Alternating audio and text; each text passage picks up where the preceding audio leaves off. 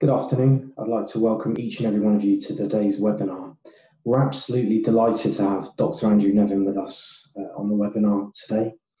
Dr. Nevin is the Chief Economist for PwC Nigeria. He's also the West African Services Leader for the business. Dr. Nevin is an iconic figure in Nigeria, playing a leading role in advancing its national and international agenda. Thanks for joining us, Andrew. Thank you, Mo. It's great to be here. Thank you very much. Just going to start off, Andrew. I've seen you speak a number of times abroad, internationally, and every time you speak about Nigeria, Lagos, you're very passionate about the region. I just wanted to ask you if you could give us a bit more detail about how you came to live there and a bit of history about when you first arrived. Well, thanks, Mo. So I lived in China for 10 years, and in 2008 I left China and moved to London and joined PwC. And I joined on September 15th, 2008. And for those old enough, our audience today, they might recall that was the day that Lehman Brothers went bankrupt. So I was newly started at PwC. I had no clients. I had a PhD in economics. So I got the task of sorting out what happened, what was the great financial crisis all about. And subsequently, I developed PwC's kind of global megatrends program, so what was happening in the future. But in the course of this, we ended up coming to Nigeria, talking to a lot of the Minister of Finance and CEOs of banks about the looming financial crisis. And in the end, I started working there, and I moved there full time in 2012. So in a sense, the time we, of course, thought the great financial crisis was hopefully the greatest financial crisis or economic calamity we'd see in our lifetimes. Now we know that's not true, but that's what brought me to Nigeria. So it's been my home for essentially a decade, and I love Lagos. I love the vibe of the city, and it's been a great experience. Yeah, absolutely. The magnitude of the place is phenomenal, and the energy there is incredible. I mean, if we look at the present situation, I know you're in Canada at the moment, Andrew, but if we look at the present COVID-19 situation and the situation we've had with the negative oil price, the economic impact of that, the demand destruction, what are you and your team seeing in terms of on the ground in not just Nigeria, but perhaps West Africa as well? Well, if we go back a little bit in history for Nigeria, so back about a decade, I mean, when we came out of the great financial crisis, Nigeria had a number of years of seemingly high GDP growth in 2010 to 2014, 6, 7, 8%. It looked like it was doing well, but it was actually an illusion. I mean, it was propped up by this high oil price, and it wasn't really invested in anything important. It was consumed in the country. So when oil price dipped in 2015, the country went into recession and has really struggled the last few years. And the per capita, and we're the ones that stood up and said per capita Nigerians are getting poorer and poorer in 2015, 2016, 2017, 2018. So it's really struggled, and I'll come in a minute to now how COVID-19 is affecting it. If we look around the rest of West Africa, however, it's a much better story. So Ghana, I mean, I was the first time in Ghana in 1988, or perhaps 1987. Very difficult time for the country, but we've really seen in the last decade Ghana go from strength to strength. And a lot of it's driven by their institutions, which we haven't seen in Nigeria. So the strengthening of governance, the strengthening of civil society, improved performance of the civil service, more transparency. And in the Francophone region, I mean, they're obviously Ivory Coast had a civil war a number of years back, but they really bounced back from that. So if you're in the Ivory Coast, you're in Senegal, I mean, the Francophone part of West Africa is also moving. We're still struggling, of course, in Liberia and Sierra Leone. So it's a little bit of a mixed picture. There are a lot of positives in West Africa, but Nigeria has not been part of that story, unfortunately. So now we come to COVID-19 crisis, and I think that the truth is Nigeria was really not prepared in any way for this. So you, as I said, had very anemic growth, a difficult fiscal position, and then we kind of come into the greatest economic calamity of our lifetime. So right now, very, very difficult. And you've done some very interesting podcasts and webinars on the GDP lens and how we shouldn't just look through that lens. We should look at other economic and perhaps human development indicators as opposed to just looking through that GDP lens. Could you perhaps elaborate on that? Well, for a long time, I've sort of felt that GDP was not a great measure because it's a number for many reasons. I mean, unproductive activities increase GDP. It doesn't capture distribution of income. It doesn't capture health care, health outcomes of people, education outcomes of people. But I think that now the world is sort of coalescing, at least for developing nations, around a language. I mean, the problem before was you'd say it has to be an alternative to a GDP, but no one could agree what it was. So is it happiness? Is it well-being? Is it some other metric? But now we have the Sustainable Development Goals, and I think that's been a fantastic step forward from the UN because that's a common language. So if you look at the Sustainable Development Goals, no poverty, no hunger, employment, all of them kind of make intuitive sense. So I think we're on the cusp of kind of being able to kind of put hard metrics around some of these development goals. And so we're advocating a shift in what are the primary statistics that you put out, because of course we're aware of the SDGs, but there isn't yet a way to measure it. But the GDP, every time that number comes out, it's a headline everywhere, a headline in Nigeria, a headline in the US, headline in the UK. So we're still use this GDP lens. So we're pushing, as many other people are, but we're really pushing to change the lens and change how we measure progress. And if I go back for a minute to what I said about Nigeria in 2010 to 2014, we had very high GDP growth, but it was largely consumed. It wasn't invested for the betterment of the country. We had very high income inequality. So by looking at the headline number, people were giving a false impression that Nigeria was doing well, when in fact it wasn't really. And we know that the Nigerian people, the culture is very entrepreneurial. That's mentioned a lot. And I know that you're a leading advocate of blockchain technology. Perhaps could you give me us some more perspective on what's happening there pre-COVID-19? Yeah, so I mean, I think like a lot of nations, there's been a lot of talk about blockchain in Nigeria. There's been some interesting use cases. The very first use case of blockchain in Nigeria was actually by a surprising organization, was by the Nigerian Customs, which people wouldn't have thought were that forward-looking, but they put together a fantastic proof of concept for the excise tax that linked together the producers, their office, the Corporate Affairs Commission, NAVDAC, which does the standards for these sorts of things. And it worked very, very well. Reduced time, reduced paperwork, increased transparency, accuracy, all the things that blockchain is supposed to do. There's a number of other things going on around land use in blockchain in Nigeria. There's at least 2 areas where they're working on supply chain financing, particularly in agriculture. But I have to confess, it's been a bit slower than I wanted. One thing that I've advocated, for example, is if you read the Nigerian press, you're very aware that there are always challenges or even scandals around academic credentials. Does someone have the Y-Act? Did someone graduate from this university? Did they do their NYSC service that's required? So we've been an advocate for trying to put academic credentials on a blockchain. So, but that hasn't happened yet. So I think it's coming slowly.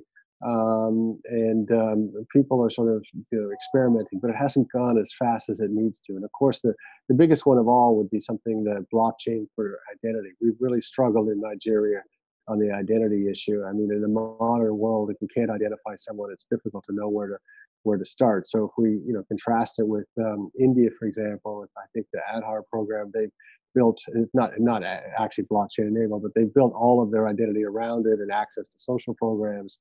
Whereas in Nigeria, we've got 4 or 5 different biometric systems all going on at the same time. So the driver's license, the passport, the banking system, and now we have the national identity system and the national identity number, which has only reached 40 million people out of 200. But we think that ultimately that system should also have the blockchain. So even though the last 3 years haven't gone as fast as I would have hoped with blockchain usage in Nigeria or Africa in general, I think the next 5 years we're going to see it finally break through. Yeah, it's a fascinating subject and still topical, absolutely. We also, prior again to perhaps COVID-19, and of course China being in the press for various reasons, 5G, etc. In terms of the Belt and Road Initiative of China, that's sometimes looked at perhaps as a more from an East African perspective. what again do you see? What are your thoughts on the Belt and Road Initiative and how that's going to progress now we have this situation going forward? Well, I have to confess, I mean, I lived in China for a decade. I speak the language, or at least could speak it when I was there. I went there the first time in 1983. So in 1983, there was not a single private car, and of course now it's the largest market for cars and the largest producer of cars. So I've witnessed and been a very tiny part of this kind of incredible transformation. But at the same time, I'm quite frankly, wary of China for reasons that I think everyone listening to this would be aware of. I mean, some of the issues around human rights, issues going on in Xinjiang province. We've all followed the news in Hong Kong, citizen surveillance. I mean, this is not an open democracy. If we had to contrast it with the other giant nation of the world, India, which is a big, messy, complex country, but at the end of the day, is still a democracy. So I'm wary of China's initiatives. And then of course we have this decoupling going on. I mean, we can't. No one's unaware of the Huawei issue. We just saw this morning China in its official press essentially threatening the UK, because the UK announced, I believe yesterday, in fact, that it was going to disassociate from Huawei over the next 5 years in its telecom network. So all of this raises tensions. And as a Canadian, people may be aware that there are two Canadians that, in our view, essentially trumped up charges in retaliation for the ongoing extradition of Meng Jianwei and in Canada to the U.S., again connected to Huawei, the CFO of Huawei. So it makes me quite nervous right now, this decoupling. I guess what I've said publicly when asked about it is, from a Nigerian and even African perspective, the thing is, Africa needs to have strong economic ties all over the world. So it's not choosing, it's the scale of Africa. Everyone should be Africa's partner. So India should be Africa partner.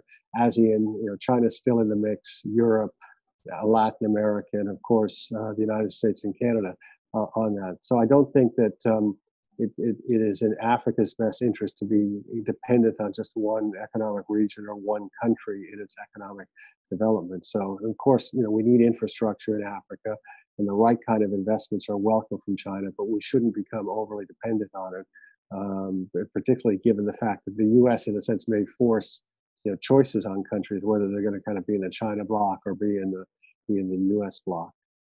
No, it's again a fascinating subject, and many things potentially going to happen there. We have a number of in the audience. We have a number of fiduciaries, a number of trust company directors, etc., and a lot of business that takes place in that sector is linked to real estate. Just wondering if you can perhaps give us some more perspective on what's happening in real estate in Nigeria. Clearly, across Africa, there's been significant advances in prices across the board for a significant amount of time. I'm just wondering what you're seeing in Nigeria, West Africa, and if there are any sort of differentials amongst the countries as well. Well, I think that, so we have said very clearly that real estate's the most important sector for Nigeria's development. But sadly, over the past 3 or 4 years, real estate has really struggled, and people wouldn't have made a great return. And certainly in dollar or sterling terms, they would have lost a significant amount of money. So we put out a paper last year that in Nigeria said that we need to unlock dead capital. So using Professor De Soto's term, the Peruvian professor invented this, but we have a real problem about developing it, for a number of legal and structural reasons. There was a report published by the government, I think 3 days ago, that said 70% of people with property don't have the proper certificate of occupancy, so don't have the proper legal title. So unless that's solved, we're not going to not see the economy take off and not see real estate take off. If we had to contrast it for Ghana for a minute, I think that investors have seen good returns in Ghana. They've come so far in terms of their governance and transparency. I mean, if you go to Accra, you're seeing nice, balanced, not crazy development like you've seen in some countries over the years, particularly Asia in the 1990s, but balanced development. PwC actually just moved into a new office block, that's getting filled up. So I think the returns have been there. On the other hand, if we look in the medium term, you have to believe that Lagos has to catch up. So if People might have read the press this morning. In fact, there was a report that said that we're going to have 2 billion less people in the world in 2100 than was projected, and that there's at least 20 countries that are going to see half their population, the population decline by half. And it said, which is the most extraordinary thing, that Nigeria in 2100 will be the second largest country in the world by population. So it will overtake China, which is just extraordinary. We've been talking for years about the fact that it's projected to overtake the United States, but now, because of China's low birth rate and the spiraling effect of that, it may overtake China this century. So, what does this all have to do with real estate? Real estate, at the end of the day, is around people who want property in prime locations. So you have Lagos, which is projected to be the largest city in the world, and despite all the challenges in Nigeria, Lagos is well governed. We're big fans of the governor. Very professional managements at Lagos. They're moving forward. So I have to believe that if you take a medium to longer term view on real estate, when you have that high a demand, that density of people, you have some good management of the city, it has to equalize with the cities like Bangkok, cities like Jakarta, cities like Rio de Janeiro, et cetera, and the values have to go up. But by world standards right now, real estate is very, very inexpensive in Nigeria. And quite clearly, I mean, Lagos is a vast megalopolis, and there are other cities outside of Lagos which merit consideration. Again, perhaps for the audience who are listening, apart from maybe Abuja, Port Harcourt, are there any other cities where you're seeing strong business flow, strong development outside of those three areas? Yeah, so one of the things that we've said for a number of years, and other people are saying both within Nigeria and groups outside, is that development has to happen all across the country. So we're all familiar with Lagos. Abuja is wealthy because, like all national capitals, it has the power to tax and then spend in the region. Port Harcourt is the center of the oil industry, but we want to see development across the country. Now, what is critical is that you have a good governor. If you have a good governor who's trying to do the right thing for I was going to say his or her state, but there's no woman governors in Nigeria.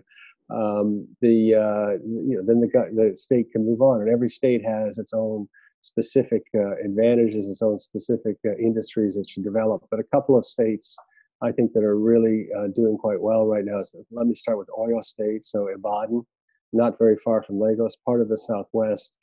Governor Makinda, I think, is doing a fantastic job in our view there. It's the educational center with the University of Ibadan on that. So I think Ibadan is a place to look at.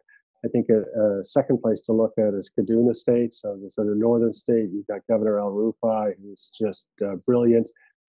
He's put together and implementing the best economic strategy of any state, according to the government people that I talk to.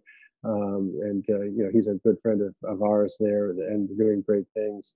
Governor Obaseki in Edo State, Benin City, should be looked at. I mean, for those who follow Nigeria closely, they know there's been a lot of political issues around Edo State, but has incredible potential.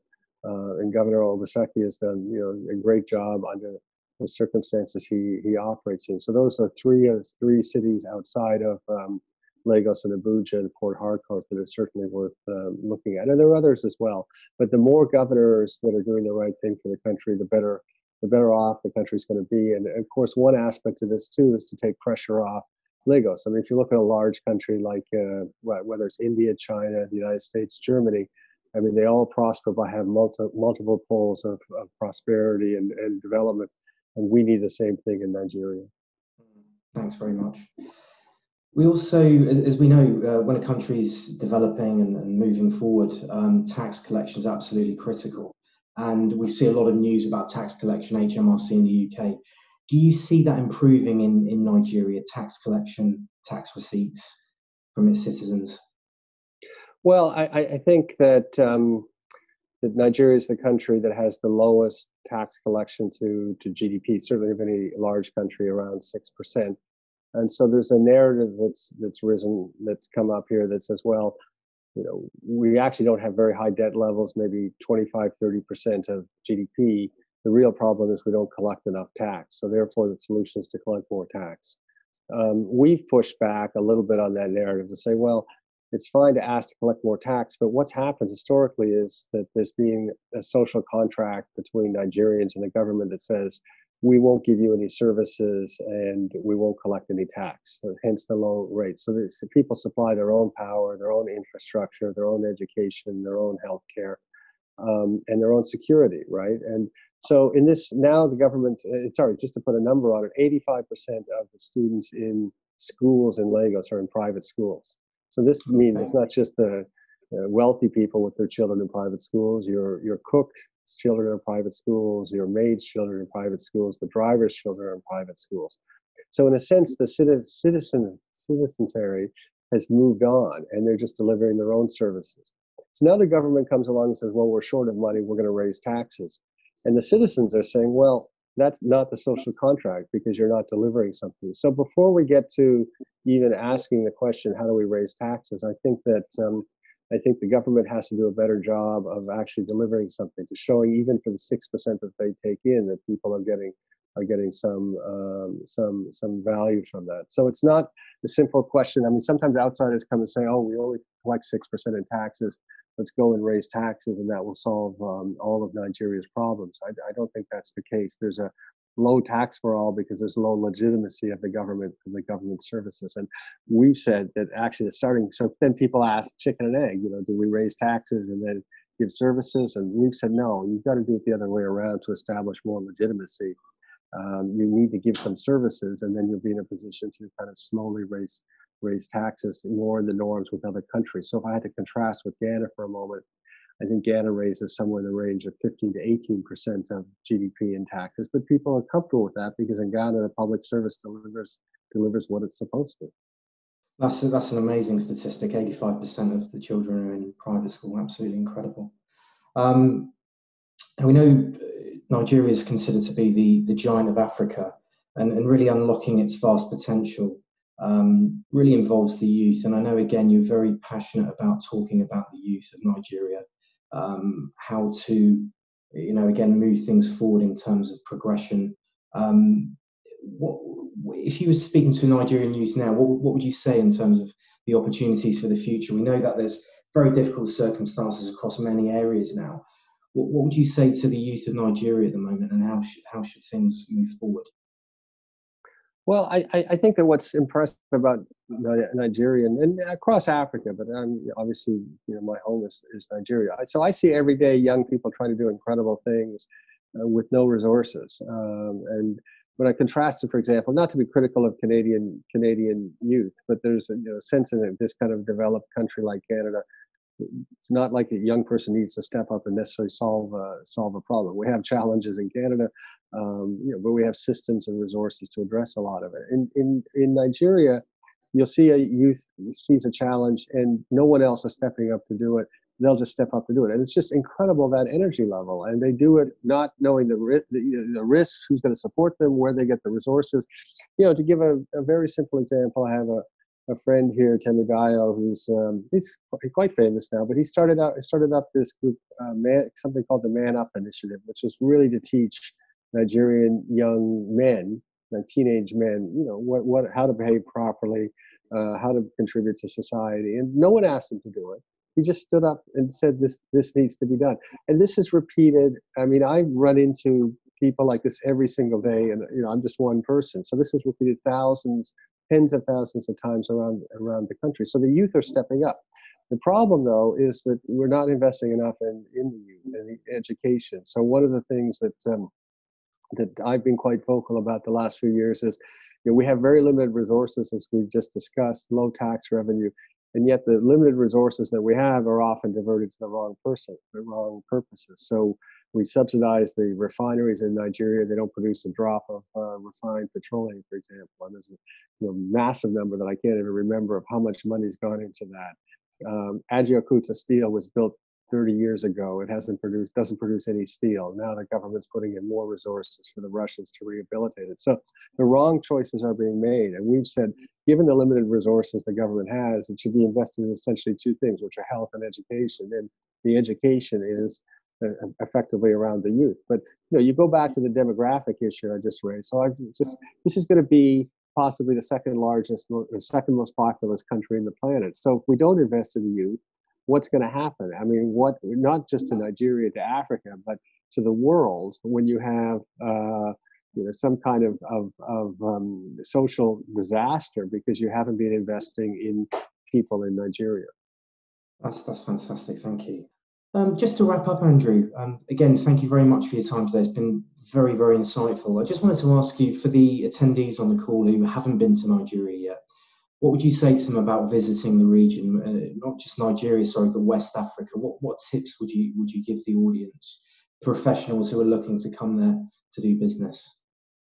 Yeah, I think it's a very good question. So to begin with, let me say the headline numbers on sub-Saharan Africa don't look great in GDP terms because of Nigeria and South Africa. But I think Africa's shown, has a huge amount of opportunities. If we look around Kenya, Cote d'Ivoire, Ghana, Ethiopia, Uganda, Rwanda. So lots of good news out of Africa. But again, the two giants holding us back. So now Nigeria, people might, I know people have a negative view of Nigeria. And certainly even this week, stories in the news about negative things in Nigeria. What I would say is, given the demographic weight, given the entrepreneurial spirit, given some positive things happening in the country, come have a look. It takes time to develop relationships. It takes time to be prepared to make an actual investment. And it may turn out over the next few years that it doesn't become a conducive environment. But I think there's a good chance we're about to see a real takeoff in Nigeria, and partially because of COVID-19 and forcing some decisions that have been really not made by the country. So what I would say to people is, come have a look, enjoy your visits, make contacts, not necessarily need to make a commitment, but I think you'll find that there's enough that's worth pursuing there that over the next year to 3 years, you may find some tremendous opportunities. That's great stuff. Thank you so much for your time today. Very welcome, Mo. It's a great pleasure to talk to you.